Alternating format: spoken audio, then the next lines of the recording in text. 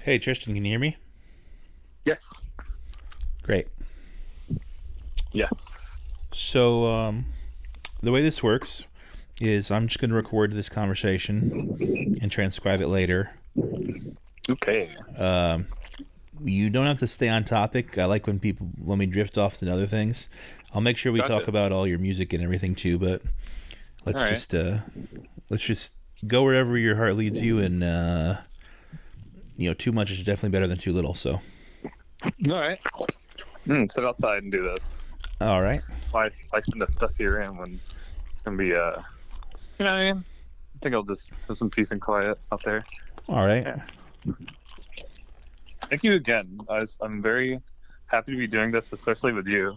I really respect your artistry over the years. It's been what, like 3 years since I've known you. That's pretty cool. Yeah, yep. I'd say 3 years. I think Oh I yeah, met you at American Babylon five. I five, think five, five. maybe. I think it was five. Okay. Oh yeah. So, what is your name? My name, like my band name or my name. I was meaning you specifically, but Hmm. I can give you every name. I mean, I have a lot of names. You can do all of them. well, answer That's it cool. however Yeah. you like. All right. I am Tristan Moonphase Waiden, also going by the artist names in chronological order. MC Trustin, Snooze Evan, No Curfew Kids, Skull Arcade LTD, and I think that's it. Yeah. Now, I assume there's a relationship between Skull Arcade and Skull Arcade Ltd. Oh, uh, one was just an addition. I just like the name better, but I had already released one under Skull Arcade. That's really it. I don't release under the Skull Arcade name anymore because, quite frankly, I just like the LTD name better. All right. Yeah. So you have multiple projects that you work on musically. Yep. What separates them from one another? Um, Sometimes just based on like how I'm feeling, there's like a loose genre affiliation, but not really because like I do release multiple different shit under the No Curfew Kids name, but I came up with the Skull Arcade name specifically. I came up with it earlier, but I thought it'd apply well to like this kind of industrial vaporwave stuff I started making back in 2022. And then I added the LTD name when I made this album that was like that. Hello? Can you hear me? Yeah, I hear you. I'm sorry, you cut out for a second. Let me go back inside. It's both cold and the reception is worse. I'm freezing. 1 second. I apologize for that foresight. It's all good. It's cold, and I'm glad it's cold still. Like last year was hot in January. I was like, no. I'm glad it's cold at least, but yeah, It's March. the vibes right now. It is March.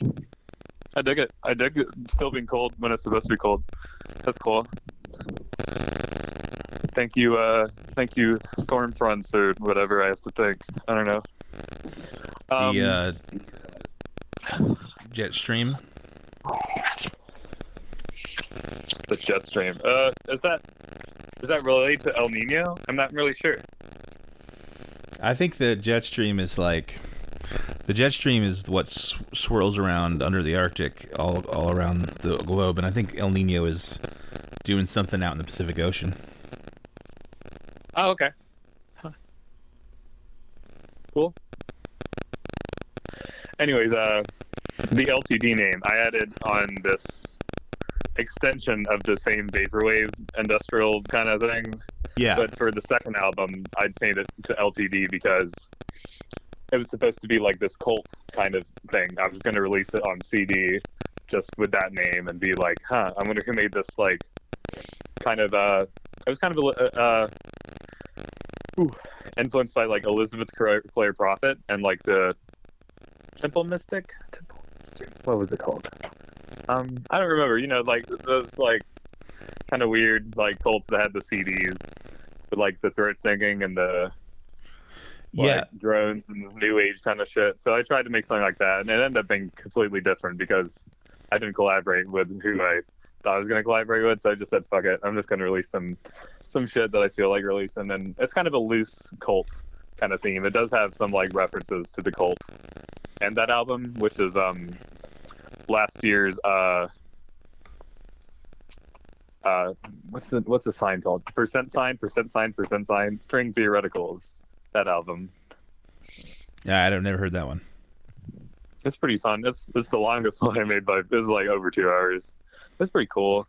You know, I was trying to, like, relay that, like, the LCD is, like, you know, like, religion is like a business kind of thing, you know? Yeah.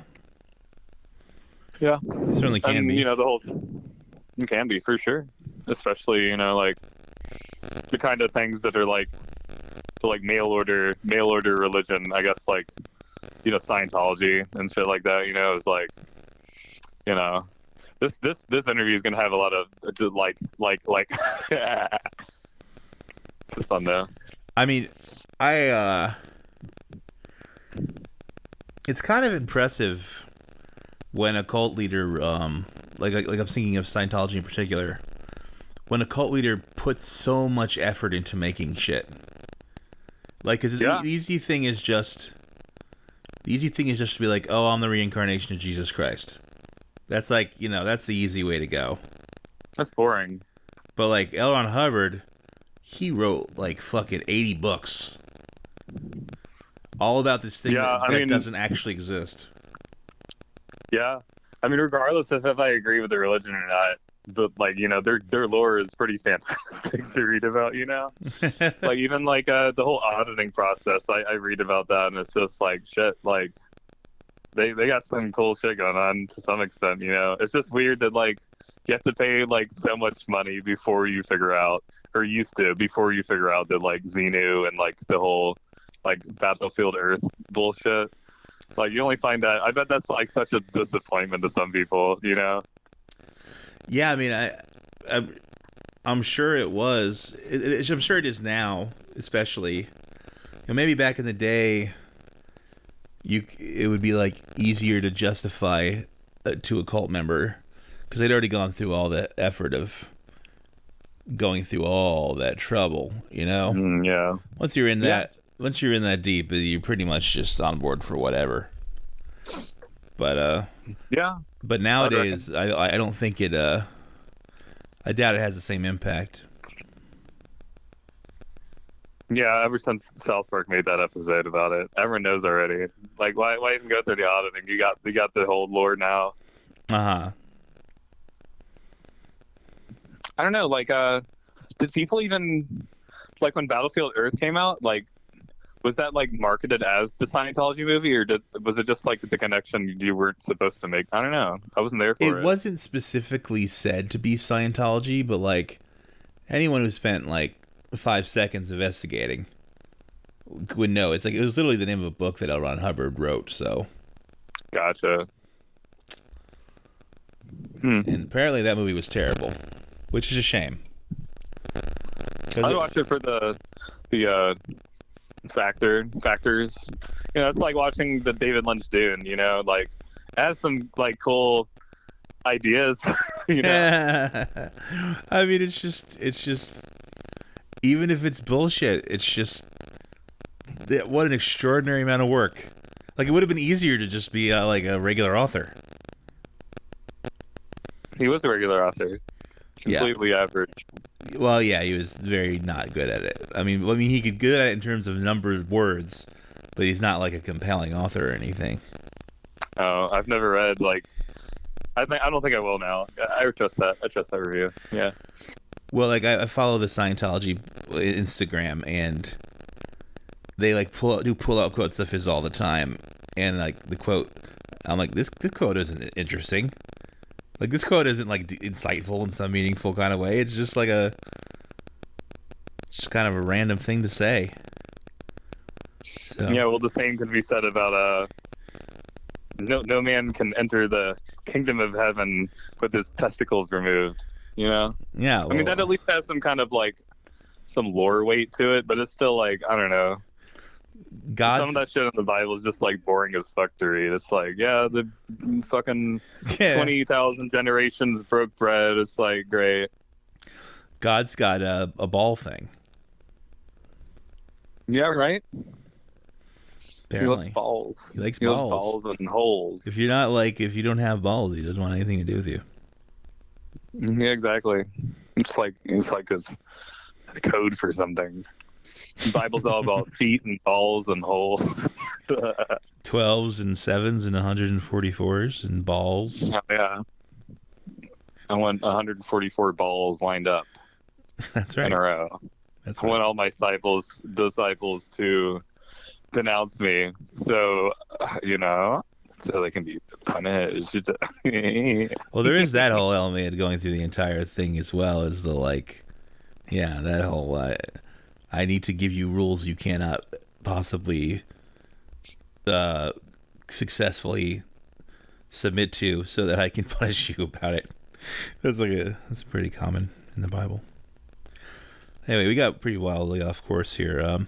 So tell me, what is your primary project? I released most stuff under the No Curfew Kids name. Probably about 32 or so of my albums are under that name. It's a lot of albums. You want me to list them all? Oh shit, I can. I mean, oh please don't. Just because I'll have to. They're all proper nouns, so I'll have to go get back to you about the spelling of all of them. Yeah, never mind. Don't worry about that. Which one's probably around? So I released the first No Curfew Kids album in 2018. I'll spare you the title because that's the longest title. Okay. Maybe, I don't know, but that one up until I don't know, even the new ones are like that. The only real deviations from that are the two Skull Arcade albums and then my early shit, which is under both MC Tristan and Snooze Evan names. So yeah. And then the ones that are called MC Tristan, are those rap albums? Yeah, they are. They're funny you should mention that because it relates to the last topic, as in the whole, the punishing his disciples shit. Yeah. My whole rap persona was built on a really sexualized, blasphemy. It was just I'm one of Jesus' disciples. I'm gonna fuck his whole kind of shit. All right. I mean, he's probably into that. Probably not. Well, yeah, probably the real Jesus, yeah. But I made it to be kind of a I know my religious trauma at the time, Oh yeah, no, I feel you. Yep. I've definitely written some blasphemous things in my day. Oh yes. So, okay, what instruments do you primarily use for these projects? For these projects, is going to be way different than the bands I'm in. So, I'll usually play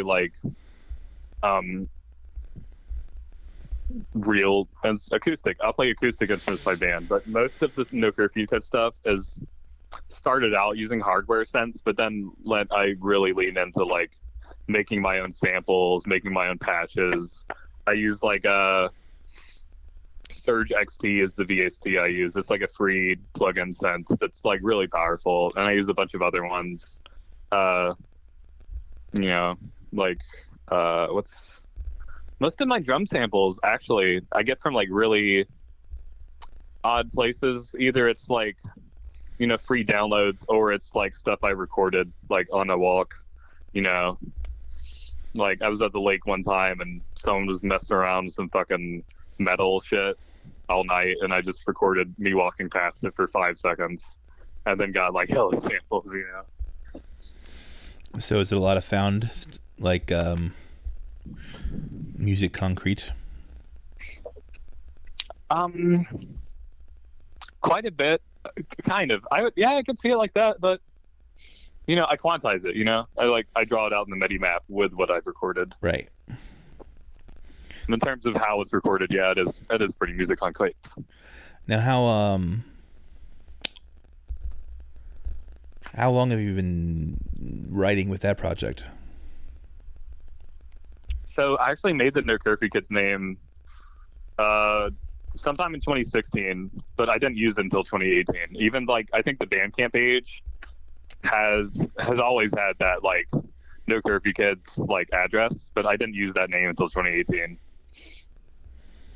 Okay. Because originally it was supposed to be a band. It was me and this guy I knew in Greenville from like Yahoo Answers I met him on, and like we were planning on like making some like post rock kind of shit, some like dancey post rock. Yahoo it never Answers. ended up coming to fruition, but was that Yahoo Answers? Yeah, that's where we met. You know, I used to be on the Rock and Pop forum. You know, shout out on my homies that might remember me from there. I made a big, not really. So, you know, I still know him, Ryan. I won't say his last name on here, but, you know, shout out Ryan. I'm going to be recording some drums for his shoegaze project soon. So that's cool. Okay, cool. Whoa. All right, can you hear me? Yes. Can you hear me? Yep. I think I accidentally turned the volume up on my earphones, but that's okay. Oh. So how old were you when you decided to start composing your own sounds? 15. 14? Maybe even earlier. So here's the first real music I tried to do was like, you know, I really loved the Donkey Kong Country soundtracks. That was like the first music I was like, wow. So, you know, obviously I tried to like remix some Donkey Kong Country songs. And the way I did this with No Da is I would just go through the song selection thing on one of the screens and just like, you know, click it at like intervals where it would like sound like it's like or something like that, you know. But then after, like, I made some songs on Mario Paint Composer, like trying to make them for a game, but I couldn't figure it out because it's so like theory based. I couldn't really do it. No, because it was like stat music. It was like what? It's like staff music. Oh, is that what it's called? Yeah, when you have like the staff at the part start. Yeah. I think it was. Yeah, it was very much like that. Mario Paint's music was somewhat difficult. Like, limiting, I guess would be the word that I would use for it. It's kind of limiting what you could do with it. I love me a limitation, though. I would get that shit again. Oh, do you have a Super Nintendo? No, I used it on I had like a desktop version, actually. I forgot where I found it. You get an emulator of Microsoft. That's funny. It's an emulator of Mario Paint, which is itself kind of an emulator of Microsoft Paint. Yeah, that's weird, right? So, what instruments? Well, I guess that would be a MIDI synth, but, you know, at some point did you pick up more conventional acoustic instruments? Actually, the first instrument I played was guitar, like a few months before I picked up drums. So that's technically my longest instrument. But up until recently, I didn't really play that much acoustic. Obviously, like I played here and there, but I really been picking up a lot more recently. I found out that, you know, like even though I don't know the theory and shit, like I figured like I never cared about that. I like notes and shit, but I can just make my own chords and extended techniques. That is my favorite part of instruments, is not how they're supposed to be played, quote unquote, but what I can do with it, you know? Mm-hmm. I like fucking around on shit that's makes sounds that no one's heard, you know, or seldom hear. So that shit's fun. You remember the show I was playing the violin at? I still know how to play violin. You know, that's fun as fuck. No, that's cool. That was the one at Purgatory Place here. Yes. Do you think, well, this is kind of a off topic, but do you think you'll be in town for Spaz Fest this month? This month? Yeah. Oh, what week is it? It's the last week of the month. Possibly. I only ask because Jeff is pretty adamant that this is the last one he's ever going to do. Damn. I've never been, so I gotta go. What days is it? I'll look it up. Yeah, I'll look it up later. It ends Sunday the 31st. Work. It's the week going into the weekend that ends on the Sunday the 31st. So it is on the So weekend. it's like the very part. Yeah, part of it's on the weekend. The last part is on the weekend. Damn, that's the weekend before my tour. That's fucking cool. Yeah, I'll go to that. I'll try it at least. Yeah. Yeah, you should try to make it out just because Jeff is, he's been doing stuff forever, helping people out, and now he's calling it quits. So it's worth. I respect Jeff. He's a good guy. Shout out Jeff. Yeah, good. I'm not in Greenville often, but it's always really nice seeing Jeff. Good man, Jeff. So what about playing out? Where did you first start playing out? For my solo project, I started at Panther Lake. That was the first place that I was like, yeah, I could probably play a show here. And I didn't even have Sammy's contact at the time. I just texted the Panther Lake Facebook page, Mm-hmm. It was only later that I became like real close with Sammy, Yeah. Yeah, it's a nice little spot out there. It's a nice little spot out there. Favorite spot. Favorite. You put on music out there yourself as well, right, as a promoter? Yeah, I've booked a few shows out there other than the festival, of course. Like, obviously, like bands I was in, I did my own music, but I've even done like shows for other people recently, as far as like getting everything set up, like more of a like facilitator role than an actual like promoter, Right. But still cool to like let people help people play there, because it can be hard for people to like get shows, and I'm just like this is an easy spot to play. It's free. You'll have a lot of fun out here. So I'm glad I'm able to help out. It's not, people don't like often see the impact, the huge impact of like small gestures, right? Huge gestures are another thing, but that's often a little more unattainable. Like, it could be as simple as like, you got an extra fucking cookie or something, and you give like someone a cookie. So, shit like that. People don't like see the value and then like helping people around them anymore. Not everyone, fucking, they're warming up to it. I hope it looks like it, but it seems like for the past few generations, people are just so kind of reserved, and they're like, who they help and what they do for them. Right. What did you play music in school at all? Not in the class.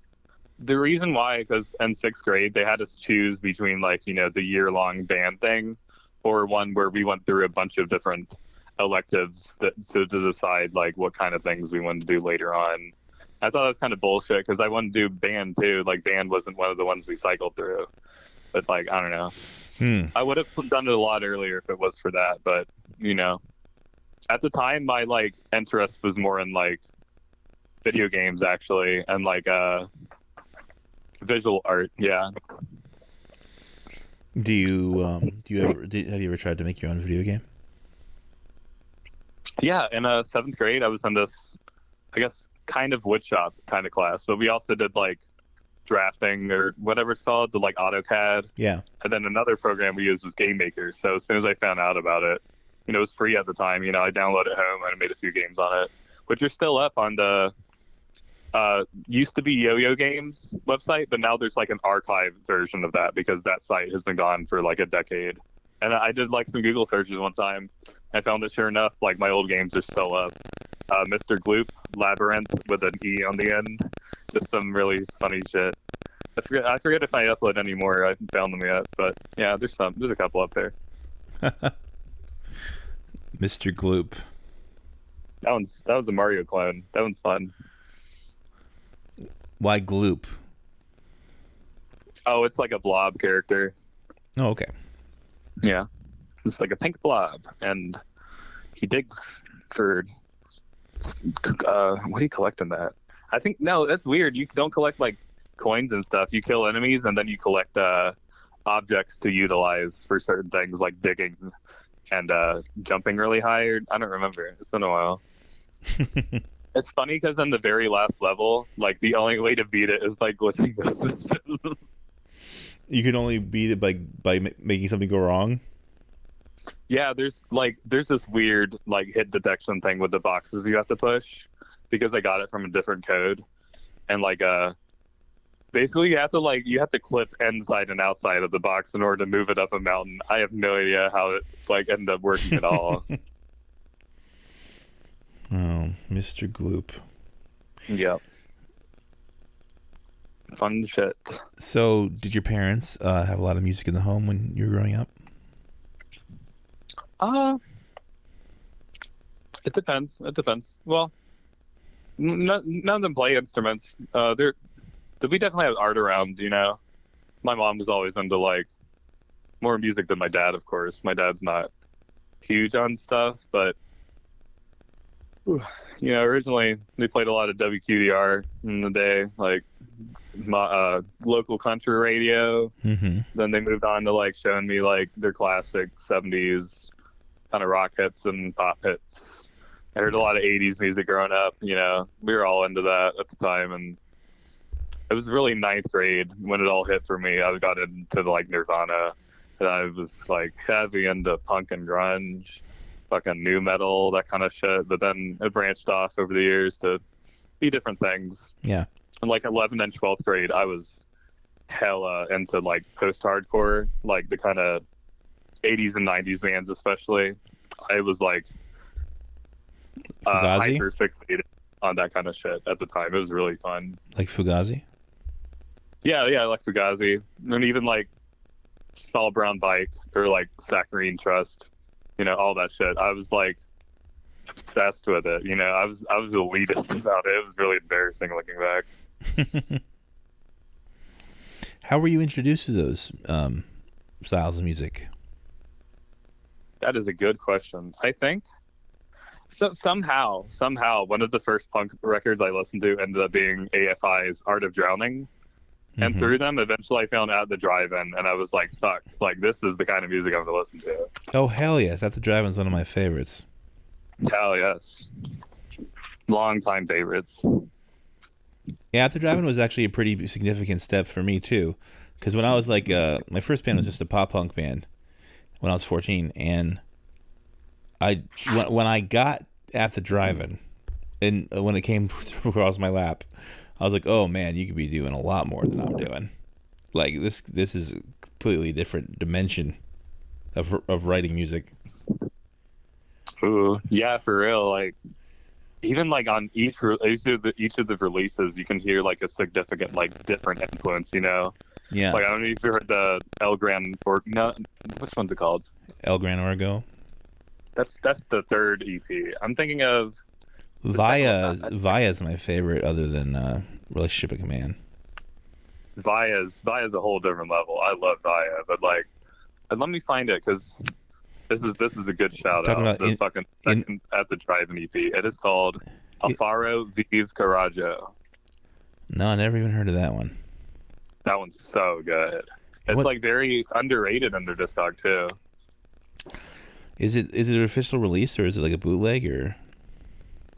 It's like, I think it was like a vinyl only, like, EP. They have it's more like indie rock kind of vibes to an extent. They have a different, there's this one track with two people on it that I think were in, like, a different band with Cedric at one point. Are you talking about that band? What's it called? They were in almost like I think a it was dub like influence the band. psychedelic ska band or whatever. Yeah, there's like a dub influence band that they were in. Oh, that's de facto. Yeah.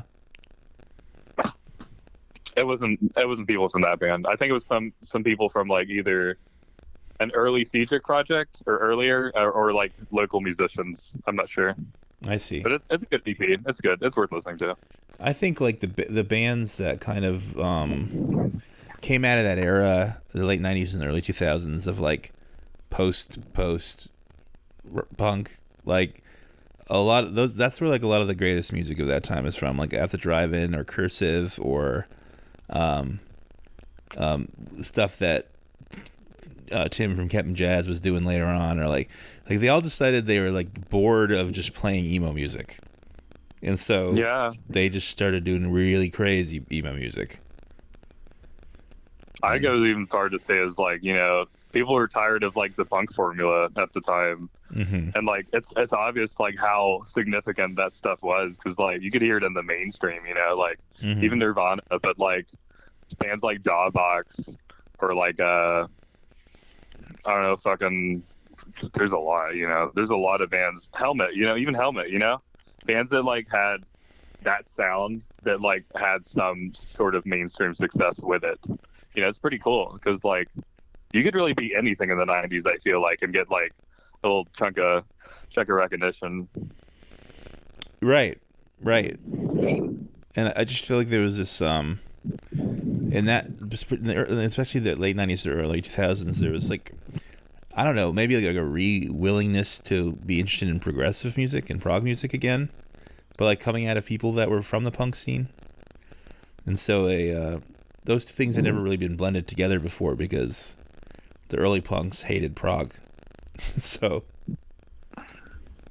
then, that's a shame, because they were the kind of people that were like against the post-hardcore kind of shit, you know. They're all like, oh, it used to be what I'm familiar with.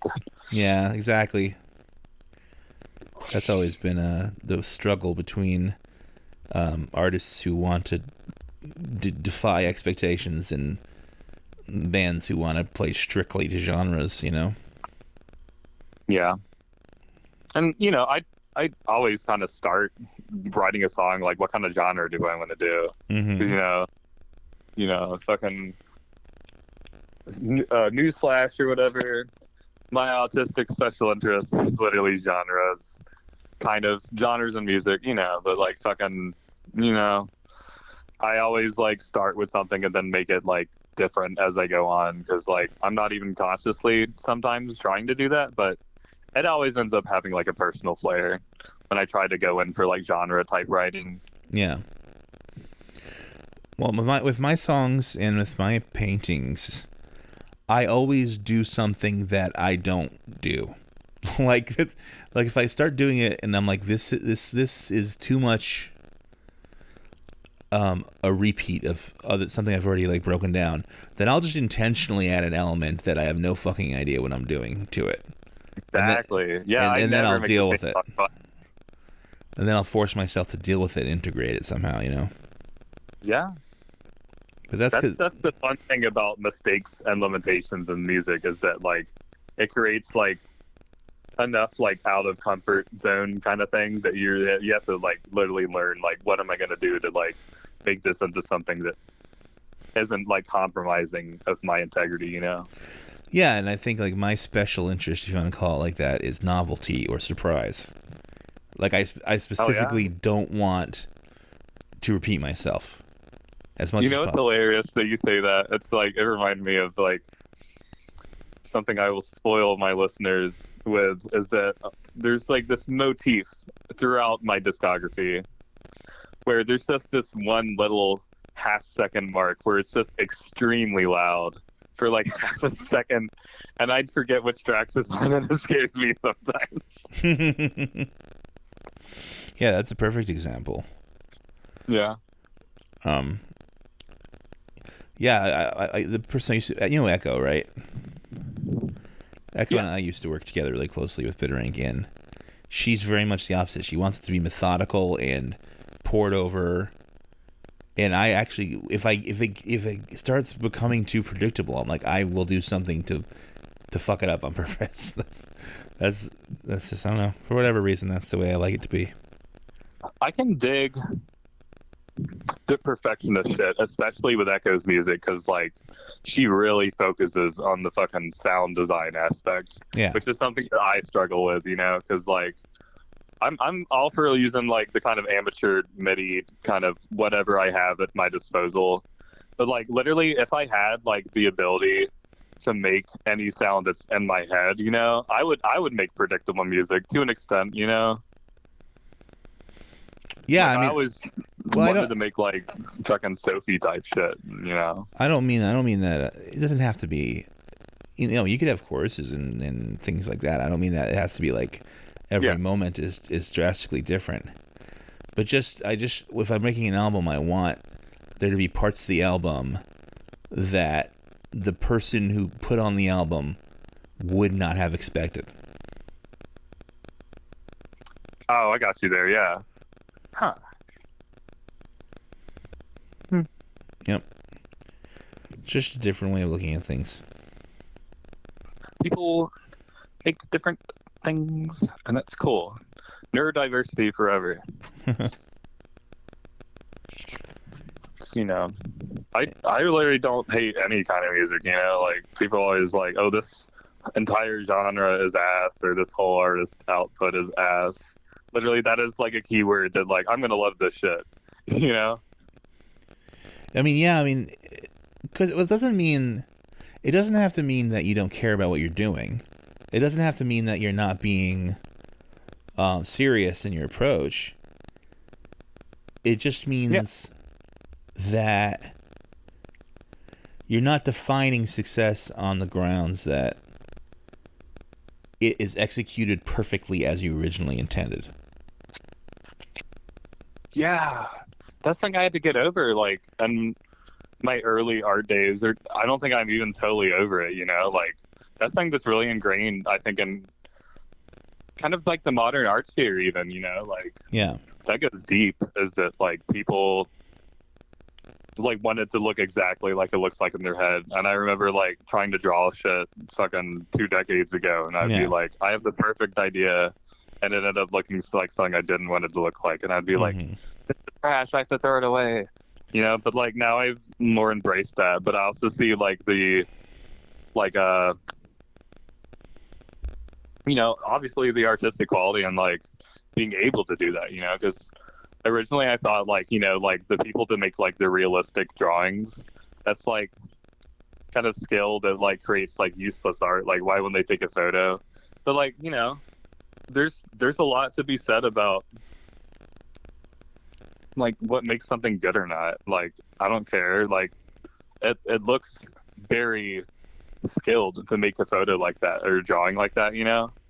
But like I couldn't do it. That makes us not better or worse artists than each other. That just makes us different because we're both like channeling our own personality into it at the end of the day. It's kind. I don't know if I agree with you 100% on that. I think that that kind of art is sort of lifeless. I can see that, yeah. Like, And it of course depends on the piece. I don't know. yeah, but I mean, like, if it's a perfect representation, like even the great classical art of the past wasn't a perfect representation. It was still stylized, you know.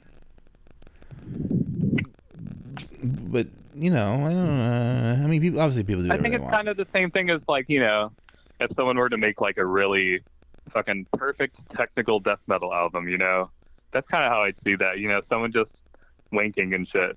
I don't see anything particularly wrong with it. Some people might say like, yeah, it sounds like winking. That makes it bad. I mean, you know, why does that make it bad? Like, they have some skill, and I like listening to it. So like, why is it bad? You know. Bad isn't the right word for it, but it's kind of, to me, it's like what it says is valuable kind of runs counter to what I feel is valuable. Like there's something about that style of art, like especially with the technical death metal thing. What it is saying is valuable in art. I don't feel like I jive with. Yeah, I can agree with that if they're like kind of making that art to kind of prove a point that like, you know, this is how you make good art. Yeah, I don't agree with that at all. It's like athletic. It's more of like I don't know. It's more like it's something that they've managed to do as opposed to like a beautiful creation. But see, now I'm getting very judgmental. So we can move on. All right. So tell me, what do you go for when you sit down to record an album? I'm gonna go for it. Usually I have like a concept, like a rough concept of like I want to make this kind of genre album, or even like this concept around a few different genres. Usually I pick out like all the genres I'm gonna tackle first. Like I'll read an example of like this is a spoiler, but the live album I'm gonna record, you know, over the tour, it says, you know, like the first few genres I'm gonna tackle like all together are going to be like noise rock, experimental, and then like through that I'm going to have like a lot of like free improv tied into the rock, Yeah. but also some like art punk and like funny enough radio broadcast recordings. Yeah. And I'll even slow it further to say I got a certain device called a Bearcat 2010.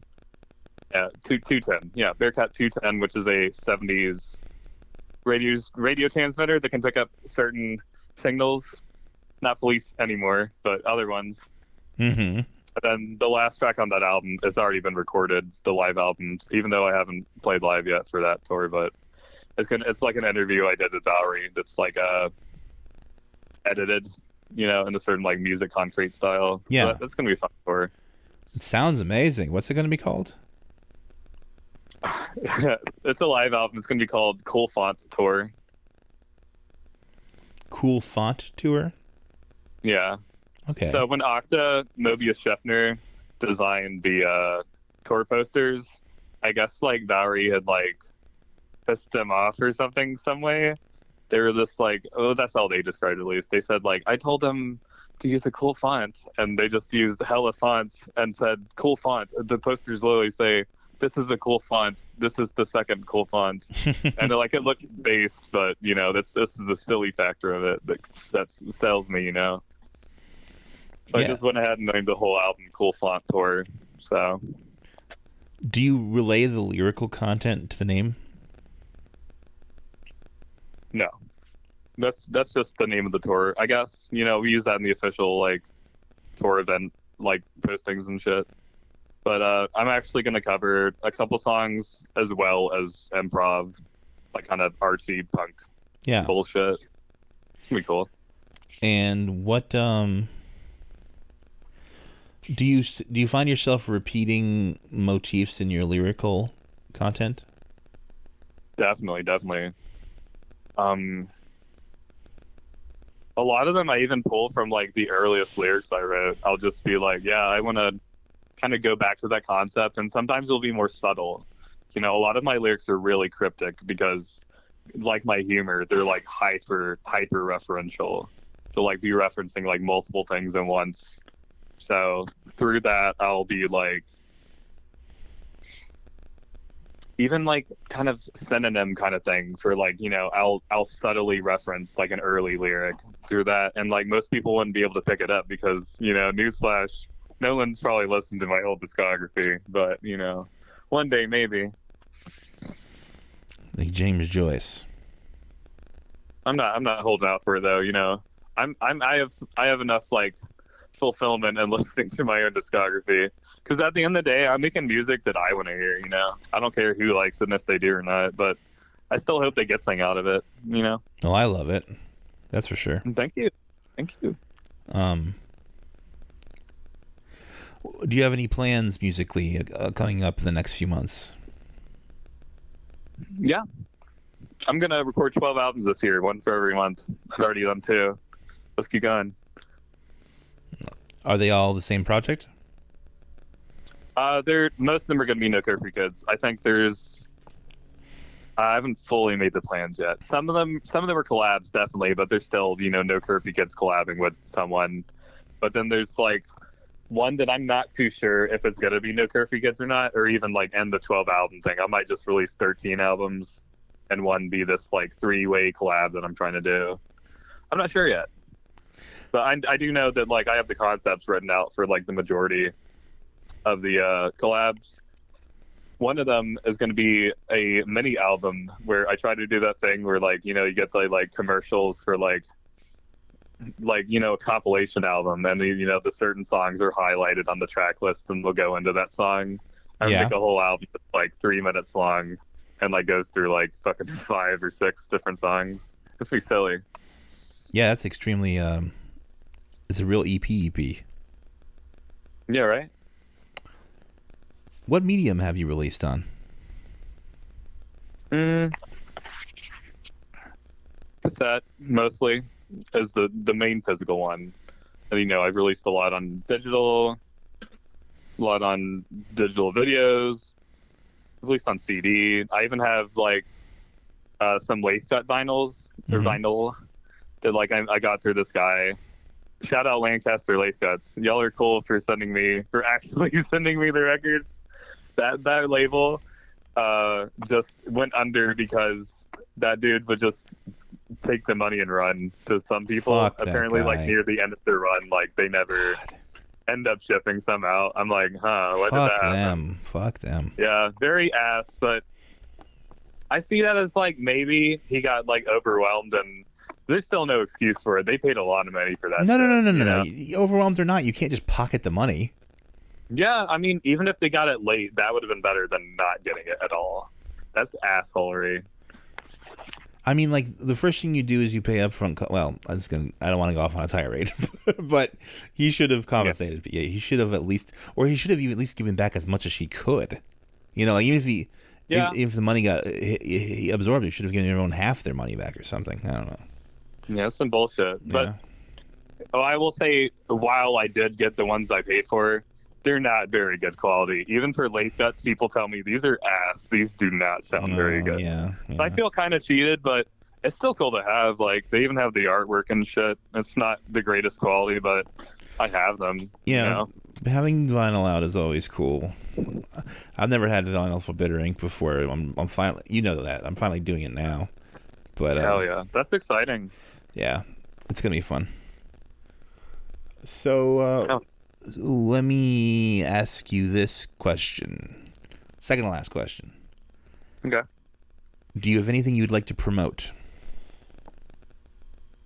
My music. No, my website. You go to https:// www.tristansmusicwebsite.com/home. And you can't just type in the /home because it just goes to like, this domain has been purchased. I haven't figured out how to fix it yet, but I don't really care. It's kind of quirky. funny like it's that. Quirky and funny, yeah. If you saw the website. Now the www, that stands for World Wide Web, correct? It stands for Weird Wide World. Weird Wide World. No, we are wide. I don't know what it stands for. Some bullshit. Yeah, World Wide Web. Exactly. Stands for Hypertext Transfer Protocol? Have to type penis. All right, so last question. Is there anything that you were hoping to talk about that you didn't get the chance to? And if you did, this is your opportunity. I don't know. Like, I feel like I talked about most of the things that I would usually talk about with my music, so I appreciate a very well put together interview. However, the last thing I would like to say is ACAB, burn prisons, burn the banks, fucking land back, free Palestine, kill your landlord, etc. That's probably it. Yeah. Well, Tristan, thank you for agreeing to this interview. Thank you for interviewing me. Being a very, very pleasant and inspiring local musician and friend of mine. Same. And the digital edition will be out on the 1st of April, and the print edition as well, if you would like a copy of that. Hell yeah. And then the audio edition will be up on the YouTube page the month after that. Wow, okay, cool. Thank you so much. Yep. All right. You have a good night. Oh, by the way, Can you please not put that part in the interview about where I live in relation to the lake? Okay. Thanks. Yeah, I'm not going to live here for long, but my parents do, so it's like, What if I switched it to I know someone who lives near there? I don't know if that works with the audio. It's like, you publish the audio. You mean the actual audio. Okay, yeah, I could do that.